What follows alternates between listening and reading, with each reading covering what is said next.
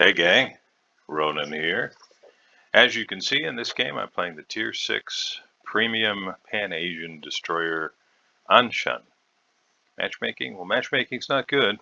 I'm bottom tier in this match. There are 6s, 7s, and 8s. There are CVs in the game. While there's no radar to contend with, there's no shortage of things that can blap this little boat. So definitely there are a lot of things that I'll want to be keeping an eye on. But I'm going to just let this game kind of roll on in the background, let you watch that while I guess get a few things off my chest as far as how I'm feeling about the game. And I'm really curious about your opinions about it.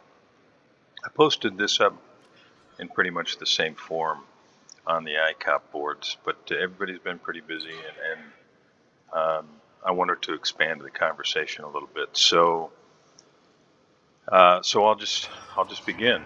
To me, what is worse than the CV rework, worse than what I consider to be currently very unbalanced submarines with a host of problems, worse than the commander skills rework, worse than the research bureau claimed by Wargaming to be an incentive for experienced players to play low and mid tiers, is simply this.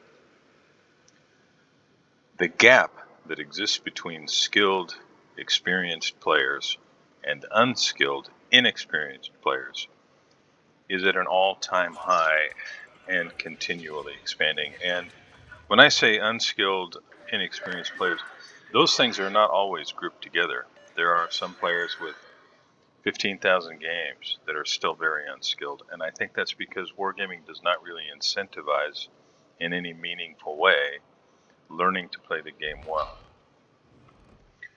Without any real incentive to play low and mid-tier games, skilled, experienced players tend to play primarily high-tier matches. Now, Wargaming recently wrote in one of their many articles that Tier 10 is the most played tier. Their arguments seem to be that they should cater to high-tier play for the reason that players obviously prefer it. I believe they are either deliberately hiding the truth to create and sell more high-tier premiums and premium time, or that they're guilty of assuming correlation equals causation. If most games are played at Tier 10, it's not because people like Tier 10 necessarily.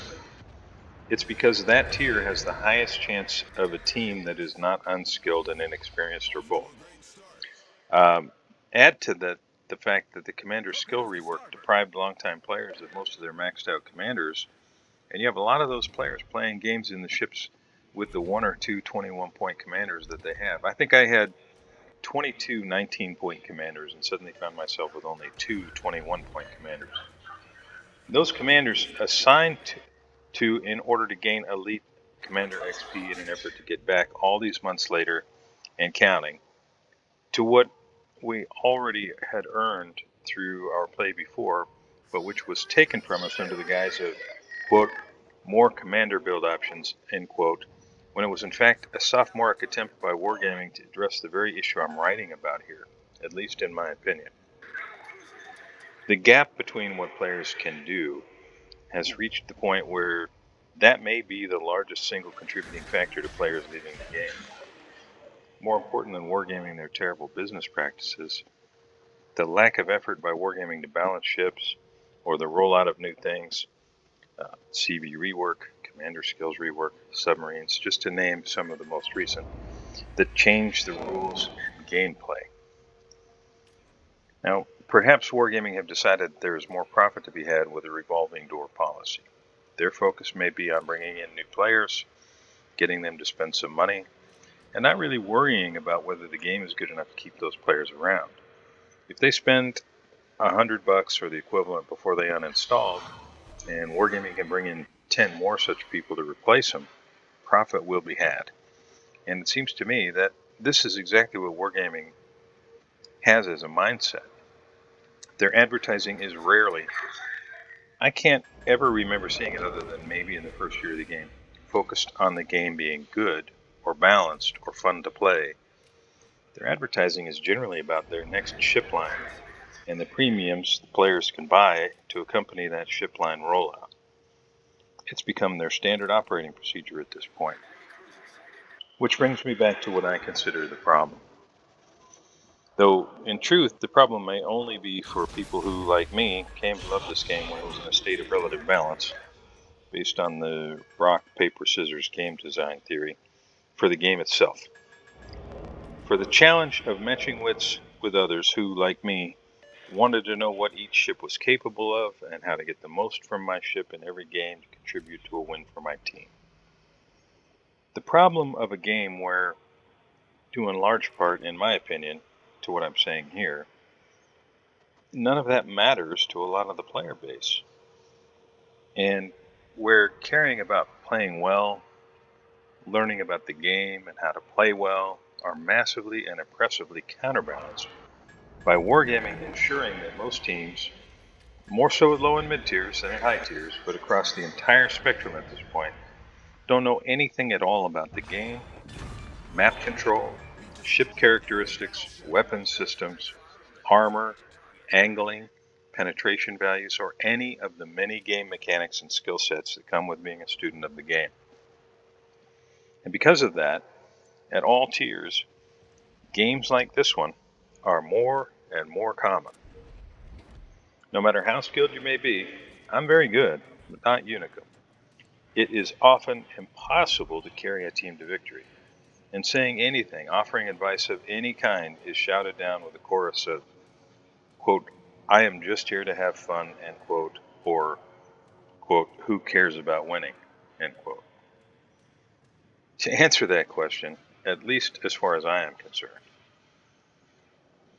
is people who've invested time learning a great game only to have the rules changed on them over and over and over and over again in order to cater to people who do not care about winning, but who are willing to open their wallets during their short stay in the community. Now that is what I shared on the ICOP boards. And immediately I was told by an ICOP that, they had a friend that they played the game with a little bit. They got through a couple of the lower tiers and then, said, hey, I'll see you tomorrow or the next day or whatever. And then when the ICOP player that I'm talking about next saw their friend in game, they had purchased a tier 8 premium. And they wanted to play that, of course, because they had just dropped probably 50 or 60 bucks on it. And all they did was get their butt handed to them over and over and over because they had no idea how to play at that tier, and they promptly left the game for good. So they dropped 50 bucks or whatever, played for a couple of days, and then uninstalled the game. And I think that's pretty common. So, what am I talking about? Why am I comparing this game to the situation that I'm describing? Well, in this game, I ended up with 4 kills, despite being bottom tier, 1,612 base XP in a loss, and the next closest XP of any of my teammates was 746. So at this point, I'm going to just sign off. If you want to continue to watch this, I had fun playing this section of it. But I would love to hear your thoughts about anything that I said here today. Thanks very much for joining me. I really appreciate it. And I'll see you next time.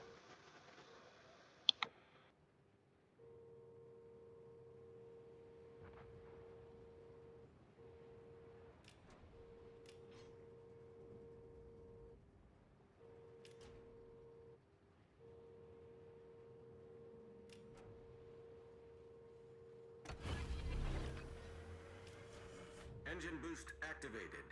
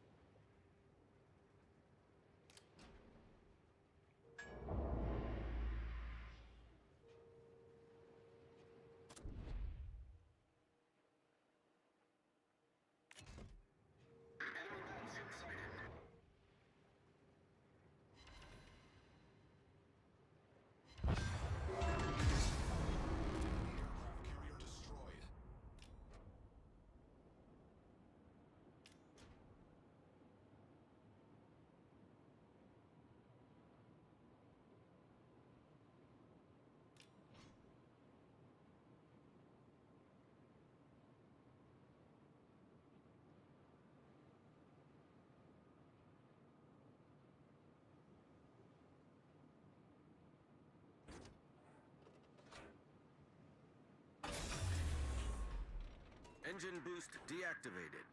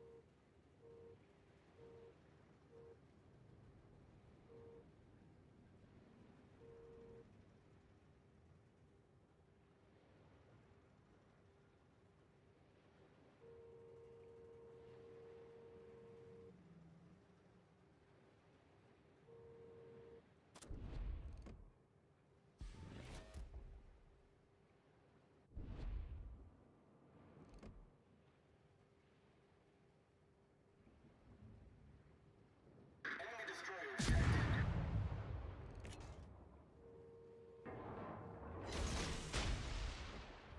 The enemy is about to win.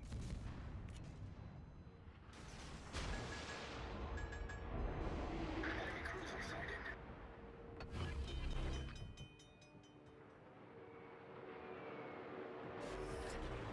Problem solved, sir.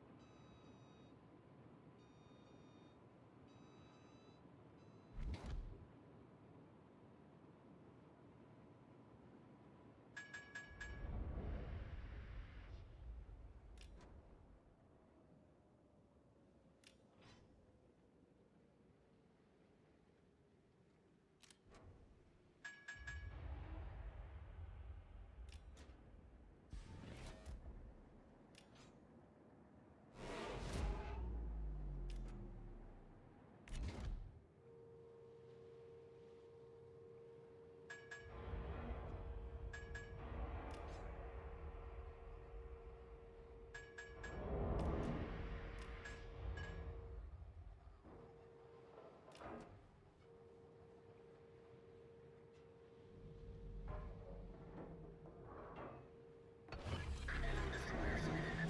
Smoke generator started. The enemy team has taken the lead. Engine boost activated.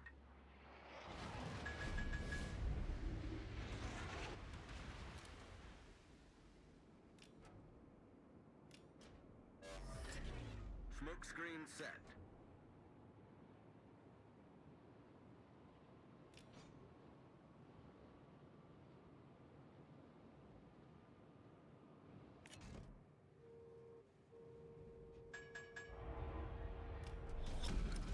Battle ends in 5 minutes.